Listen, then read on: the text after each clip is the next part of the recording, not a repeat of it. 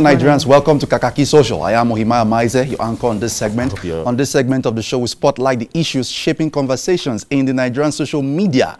They say that history has a way of repeating itself. And yes, on Saturday, history repeated itself in Nigeria as the Independent National Electoral Commission, INEC, postponed the 2019 presidential elections by 1 week. Nigerians woke up that Saturday morning to the shocking news of that postponement, and immediately outrage flooded into the social media. What exactly happened? Thought INEC said they were prepared. Why the cancellation just 3 hours to the elections? These were the comments and the concerns of Nigerians in the social media. Let's go on and take a look at how Nigerians were reacting. Inibehe Effiong tweeted and said, I traveled from Lagos to Akwa Ibom on Friday to exercise my franchise, only for INEC to postpone the polls. Is anyone honestly expecting me to return next Saturday to vote? FS are not that cheap, yet the incompetent INEC chairman hasn't apologized to Nigerians. This was part of the frustration of a lot of Nigerians. A lot of people had traveled from the cities to the villages where they are registered to vote, and they were stranded by that postponement. Bolanle Olukoni tweeted and said, disappointed in INEC, sad for the countless of people that have sacrificed so much to vote, worried for our youth corpers whose lives seem to not be valued by the government, tired for Nigeria. It has to change. It has to, and it will. Nigeria decides 2019. Bolanle Olukoni tweeting, I am .2.2 posting said, very sad country. Why waste our time? Why? I went to bed very early, prepared for tomorrow, picked my starter kits, only to wake up to take a leak. And then the news that our country's INEC is turning on your own. Shaking my head. From Dotun, we saw that tweet. Daniel 494-22223 tweeting said, this is the first time INEC is postponing national election few hours before its commencement. It is sad and annoying. Professor Yakubu Mahmood has failed, and I hereby pass a vote of no confidence in him. These were the concerns of Nigerians that Saturday. And then from Niger Daily Feed, we saw this tweet. Just look at the harsh condition these coppers are put through. Incompetent INEC engage coppers without providing accommodation, only for them to postpone the election. Look at graduates out in the cold, sleeping on the ground, all because of the cluelessness and callousness of INEC. These images were attached, and then we saw another Twitter user, Chiadi Nelson, tweet and said, very disappointing. INEC international observers are in Nigeria. Youth corpers assigned to you are sleeping on the floor. People traveled to vote. Budget spent. You have 4 years to plan, yet you waited till today, election day, to postpone it.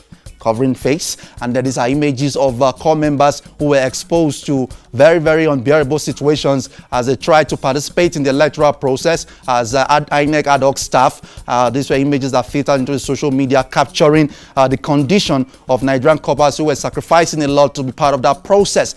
I am Dami tweeting said, please, INEC Ogun State should pay core members the training fee. We are stranded and we have spent the money we brought with us on feeding and transportation. I am sad right now. He attached the video. Let's take a look at this video.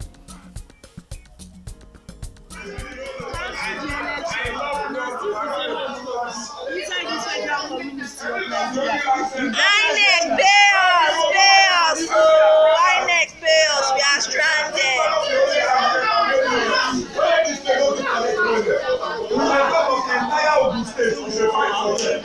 INEC Ogun State, pay us, so please.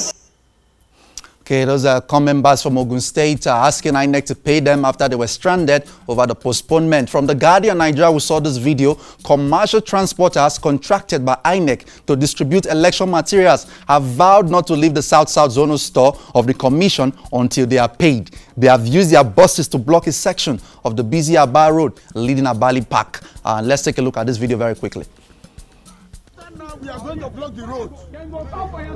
We are going to make this road unpassable to anybody so that the government will come and address it. But where is the man? Either we've done bad thing to come and do this. Where is the man? The man next year that is going to bring money. Since morning. What's it been named? He's at it. How much are they supposed to pay people? It's 20,000 naira. He agreed to give us. It's short form to call him Ade. Yes, he's in charge of Port Harcourt. He's the contractor. He's in charge of Port Harcourt. Port Harcourt Faga. He's the contractor in charge of Faga. Okay, and of course, President Muhammadu Buhari also joined the conversation on Saturday, tweeting and said, "I am deeply disappointed that despite the long notice given and our preparations both locally and internationally, the Independent National Electoral Commission (INEC) postponed the presidential and National Assembly elections within hours of its commencement." Atiku Abubakar, the PDP presidential candidate, in a tweet said, "Maintain the peace and be law-abiding. Do not react to this provocation with anger, violence, or any action that might be exploited by those who do not want this election to hold." From Atiku Abubakar, we saw that Twitter presidential candidate of the YPP, Moalu Kingsley, tweeting and said, "It is bad enough that INEC postponed the elections at the 11th hour. It is sought on injury to rule that the closure of campaigns stays. That's double jeopardy. Postpone elections, extend campaigns." And of course, at a conference in Abuja with stakeholders after that postponement, the INEC chairman maintained that the restriction on campaigns by political parties would remain until the elections this coming Saturday. Some political parties like the People's Democratic Party had raised concerns that after the postponement, there might be voter apathy and there might be need within the next few days to get the political parties going out again and trying to, in one last push, mobilize their supporters again to be interested in the electoral process. But at that conference, INEC has given its side of the story. What exactly happened? Speaking at the stakeholders meeting held at the Abuja International Conference Center, Professor Yakubu explained that bad weather had prevented the delivery of election materials to some areas, forcing the commission to rely on slow-moving, long-haulage vehicles to locations that ordinarily could have been serviced by air. Besides, he said the commission was also faced with attempts to sabotage its operations. He said that within a period of 2 weeks, there were 3 serious fire incidents in the commission's offices in Isialangwa South local government area of Abia State, Kwampan local government area of Plateau State, and the Anambra State office at Oka. This is the story of INEC. They are saying that they had weather problems. They were unable to transfer some of their materials across various zones in the country. But the Minister of Aviation, in a tweet yesterday, has disclaimed that perspective or that narrative by INEC. In a tweet, Hadi Sirika said, INEC should say something else, as weather was good for flight operations on eve of elections. Similarly, all airports were directed to open 24 hours during the election period. That's the Minister of Aviation, Hadi Sirika, disclaiming the story by INEC that they had problems with the weather. And okay, President Buhari has also spoken in a video that we can see in an interview with the NTA. PMB speaks on INEC postponement. The INEC were given all the resources. They had all the time. There is some inefficiency in the commission. President Buhari has said. Mickey Branky shared this video with us. Let's take a look at this video. We understand you are not happy about this postponement of the election. Why are you so disappointed? Yes, because INEC has all got the time. It is supposed to, according to their program. They were given all the resources, they had all the time, and they kept on telling us up to the last minute that they are ready. The fact that they are not ready, there is some inefficiency along the line. Thank you very much. Tell your supporters nationwide. Well, they should be patient. Let them come a week today and go and vote again. I apologize for this inefficiency because they have to use their own resources to go back to their... Okay, that was President Muhammadu Buhari expressing his disappointment, saying that there is inefficiency in INEC as they were given time. They had all the resources they needed to work with. APC National Chairman Adams Oshiomhole condemns the postponement of 2019 elections at the stakeholders meeting with INEC and other political parties. Says Nigerians have been subjected to rude shock. Instablog Niger posted this video yesterday. Let's take a look.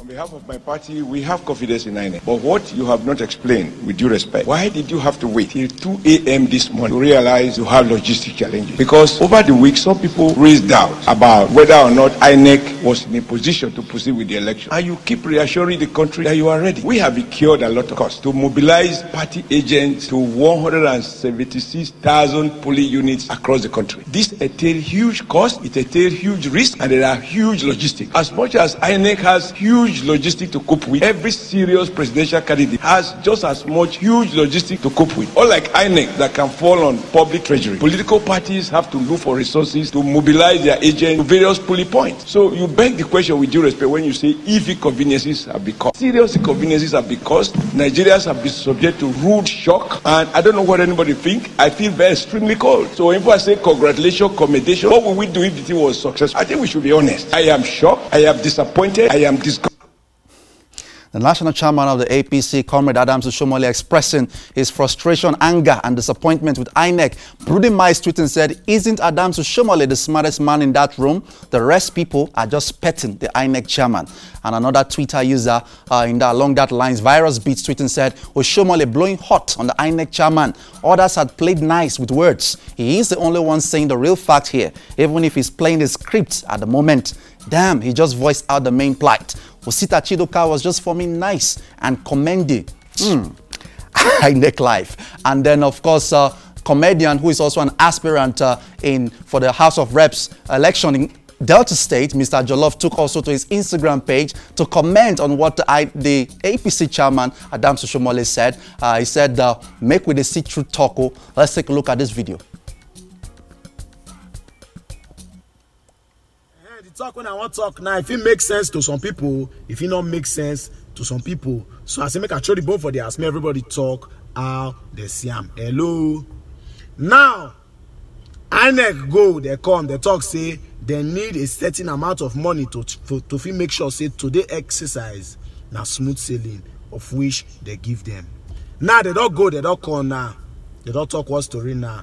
Now the All Progressive Congress National Chairman, which is Comrade Adams Oshiomhole, he say he demand for an apology. But if the INEC boss look like threats to the APC, now apology you go to demand for, or now for a resignation or a suspension you go to ask for. Because if now not gay, they go say make it step aside. Now, if I talk now, they'll say your love, mad is me, or he don't smoke it again. This talk when I talk now I go talk. Okay, we'll move on very quickly from that issue now to this issue that is trending in the social media right now.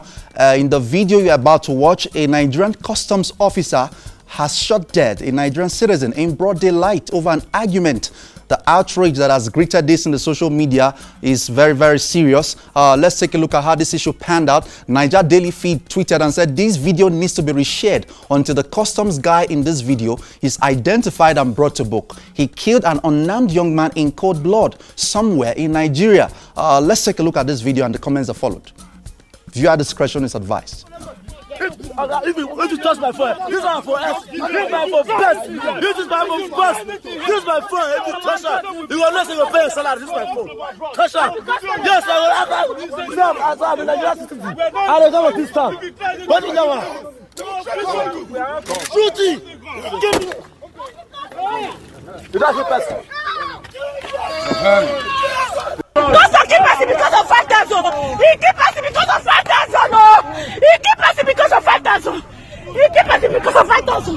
He keep passing because from abroad now with the come. From abroad now with the come. Cause keep passing because of 5,000. Cause keep passing because of 5,000. No, cause keep passing because of.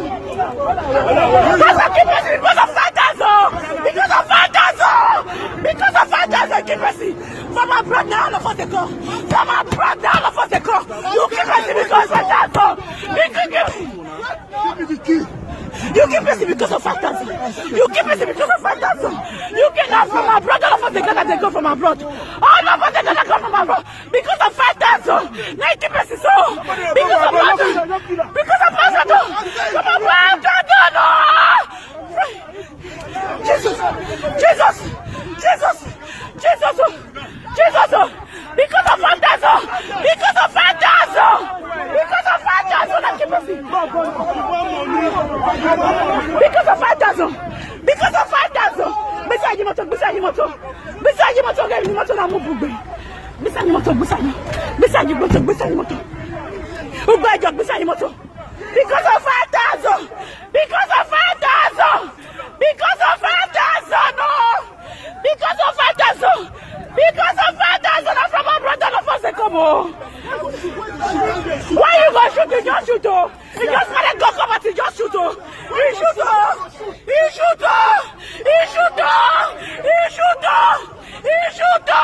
Because of fighters. Holy Ghost fire. Why? Why? Because of, that's what just gonna come out. That's what just gonna come out. Why just? Because of fighters. And the fighters are my work you so. Because of fighters. African fighters. Because of fighters. Because of fighters. Because of fighters.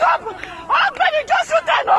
You see the bike where shoot that, no. When I see the man shoot that, now this man shoot that, no, now this man shoot that. Now you shoot that, no, now this man shoot that, no. Now this man shoot that, no. Now this man shoot that because of fighters, no.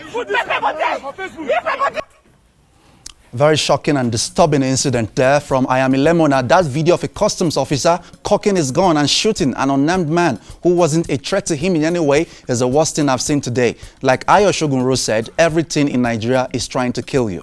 From Miami Lemona, we saw that tweet from Trotsky 27. That's Shagamu interchange. Those customs officers on that road are worse than the devil. If Nigeria is a record-keeping country, you will know customs in the last 1 year had killed more civilians than the police. They see themselves as gods. From Trotsky 27, we saw that tweet from Chiel Okalifion, who tweeted and said, so much disregard for human life in my country. How can a customs officer end a young man's life in such a brutal manner? Oh God, arise. From that Twitter user, and of course the customs in a statement yesterday has said that this was a case of accidental discharge. Immediately after this was trending in the social media, they issued a statement yesterday which was signed by DC Joseph Atta, Public Relations Officer for the Comptroller General of Customs. In that statement, they have said that contrary to some narratives, the young man was not a passenger of the bus, but a good citizen who always comes to fetch water for customs patrol men anytime they return to the base. Preliminary findings indicate that it was during the skirmishes and struggle to disarm the officer that the rifle discharged and hit the friend of the customs who lost his life.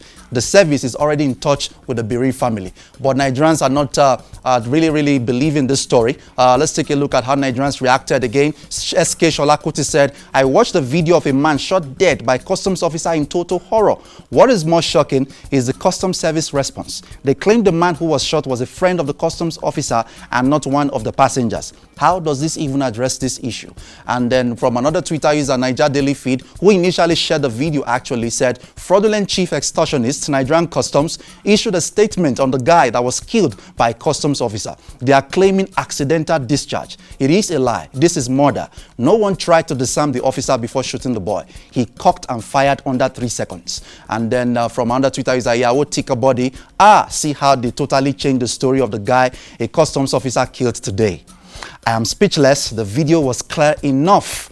And then we saw one more comment from Augustine Osula. The press release from Nigerian Customs on the shooting of an unarmed citizen by a customs officer is dishonest and suspicious. We can all see the video of what happened. When the shot was fired, for the record, there's no skirmish or struggle. Cock and fire was no accident. Nigerians reacting to the explanation of the Nigerian Customs that it was a case of accidental discharge. The governor of Kaduna State, Malam Nasir El-Rufai, is coming under fire in the social media after on the eve of the just postponed presidential elections, he stated that 66 Fulanis were killed in Kajuru local government area of Kaduna State. But that claim is being disclaimed right now as fake news. Let's take a look at how that issue panned out in the social media. 66 killed in 8 Kaduna hamlets. 66 killed in 8 Kaduna hamlets from Daily Trust reporting no fewer than 66 people were reportedly killed in 8 settlements near Marov Gida village of Kajuru local government area of Kaduna State Thursday night. Let's go on and take a look at how this claim has been disclaimed. But before that, there's a video of the governor also making this claim. Let's take a look at this video and the comments that followed. Of the killing of about 66 Fulanis in Maro in Kajuru local government, which is quite tragic. These deliberate killings were designed to attract reprisals and destabilize that local government during the elections. But the security agencies are containing the situation, and I'll be visiting to also calm down frayed nerves and some arrests. Okay, but the Twitter user Benny Umoren in a tweet said, can I shock you? Nobody was killed in Kaduna yesterday. El-Rufai just woke up to lie that 66 Fulanis were killed in Kaduna. Nothing like that happened. it was all their plans for the staggered election they were planning. El-Rufai is afraid he will lose Kaduna, and hence that lie. From Benny Omorin, we saw that tweet. And also, the immediate past national chairman of the National Human Rights Commission, Chidi Odinkalu, in an interview with Channels Television, has also disclaimed what El-Rufai said. Chidi Odinkalu claiming El-Rufai lied that 66 people were not killed in Kajuru. Karavoni, a Twitter user, shared this video with us. Let's take a look. Something at least as big yesterday, which is the story, this alleged story of the killing of 66 people in Kajuru, in Kaduna. And that story, if you noticed, was broken by the Kaduna State Governor with his personal publicist, Muyiwa Adike, standing by his shoulder. No police officer, no SSS officer, no security person in the vicinity. And he was throwing out words that were calculated to be very incendiary on the eve of very difficult elections about a location that is very difficult and has had historical problems with violence across communities. And he was dropping these bromides like he was on some substance, with all due respect. And I spent all of last night trying to verify from all the sources in Kajuru, and nobody can verify or substantiate that there has been a killing of 66 people in Kajuru over the past few days. And INEC has got to deal with this kind of reality. Okay? It is not just logistics. It is politicians with all manner of designs. And I think it is important, as we deal with the story of this question of postponement, to begin to call out politicians to order. You cannot, on the eve of a very difficult election, as a state governor, stand by yourself with your publicist and be talking about the killing of 66 people of one ethnic group and be talking about it with a celebratory air. That is beyond irresponsible. And I think people across all political divides must call out the Kaduna State Governor. And any other governor in this country who tries this kind of thing on the eve of this kind of event in our country must be called out.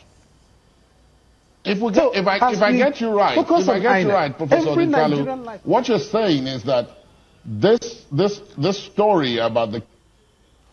Okay, more comments. I'm not letting this matter of Kajuru 66 go. Governor El-Rufai must show us the evidence. Professor Chidi Odinkalu, former chairman of Nigeria's National Human Rights Commission. And also we saw more reactions. Senator Shehu Sani has also tweeted about this. He also, let's go on and take a look at the other tweets, what Senator Shehu Sani said in a tweet moments after El-Rufai made that claim. Let's go on to the next slide very quickly and take a look at that tweet that Senator Shehu Sani said.